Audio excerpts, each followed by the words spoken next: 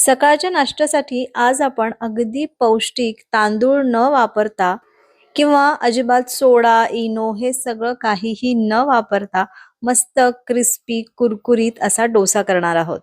या डोसाची रेसिपी पण अगदी सोपी आहे. मी अगदी सोपी करून तुम्हाला इथे सांगणार आहे आणि मस्त असा हा कुरकुरीत डोसा करायला सुरुवात करूया. हॅलो, नमस्कार. मी सोनल मेजवानी बाय सोनलमध्ये तुमचं खूप खूप मनापासून स्वागत करते. आणि हा डोसा अगदी पौष्टिक आहे, क्रिस्पी पण होतो आणि तुम्हाला जर सॉफ्ट करायचा असेल तर सॉफ्ट सुद्धा होतो. चला तर सुरुवात करूया.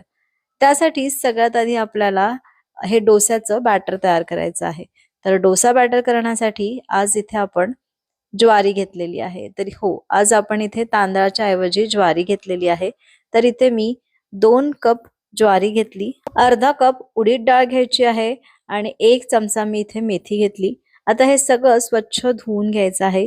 चांगलं 3 ते 4 वेळा स्वच्छ धुवून घ्यायचं किंवा याचं असं पांढरं असं दुधाळ जे पाणी असतं ते जातपर्यंत धुवून घ्यायचं.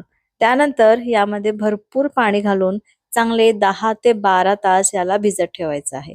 तर तांदूळ जसा लवकर भिजतो तो 5 ते 6 तासामध्ये आपण त्याला बारीक करू शकतो. तसं ज्वारी सोबत होत नाही. ज्वारी कडक असते आणि जेव्हा ती आपण भिजत घालतो तरी ती भिजायला पण भरपूर वेळ लागतो. तर इथे 10-12 तास झालेले आहे. म्हणजे मी संध्याकाळी टाकलं होतं, रात्री टाकलं होतं आणि दुसऱ्या दिवशी सकाळी मी याला आता छान बारीक करून घेत आहे. बारीक करताना आपण जास्त वेळ आपल्याला मिक्सर चालवावा लागतो. जसं तांदूळ पटकन बारीक होतो किंवा त्याचं बॅटर पटकन बारीक होतं, त्या पद्धतीने होत नाही. थोडासा वेळ लागतो आणि छान असं जसं आपण डोस्याला पातळ किंवा असं बारीक करतो ना, त्या पद्धतीनेच हे त्याची बॅटर तयार करून घ्यायचं. आता हे डोसे छान मस्त फ्लफी व्हावे किंवा छान जाळी यावी म्हणून यामध्ये मी अर्धा कप पोहे स्वच्छ धुवून घेतले आणि 2 ते 3 वेळा स्वच्छ धुतलेले हे भिजवलेले पोहे यामध्ये घालायचे आहे आणि सोबतच जसं आपण हे जे ज्वारी वगैरे आहे ती पण सोबतच बारीक करायची.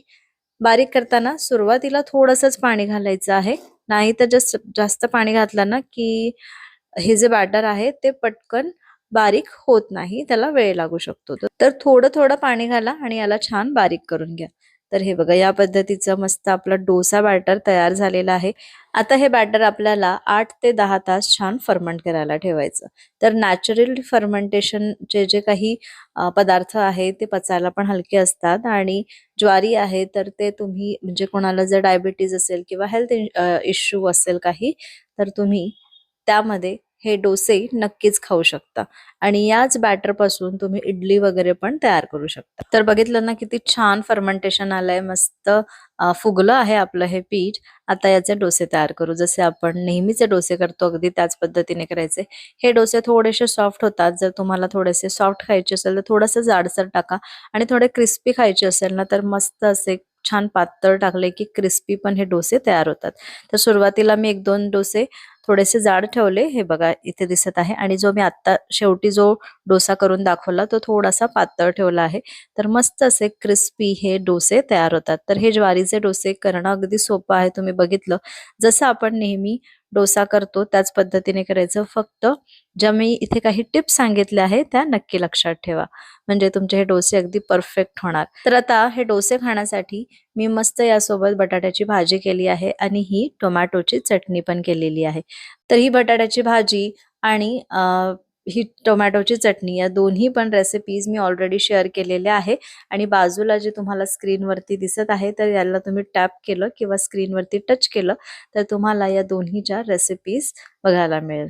तर आजची मस्त सोपी आणि सकाळच्या नाश्त्यासाठीची ही जी रेसिपी आहे, ज्वारीच्या डोस्याची रेसिपी तुम्हाला कशी वाटली मला कमेंट करून नक्की सांगा. रेसिपी आवडली असेल तर एक लाईक करा आणि हो, याच बॅटरपासून तुम्ही जसं मी इथे सांगितलं डोसा करू शकता, इडली करू शकता, उत्तपम करू शकता, अप्पे करू शकता.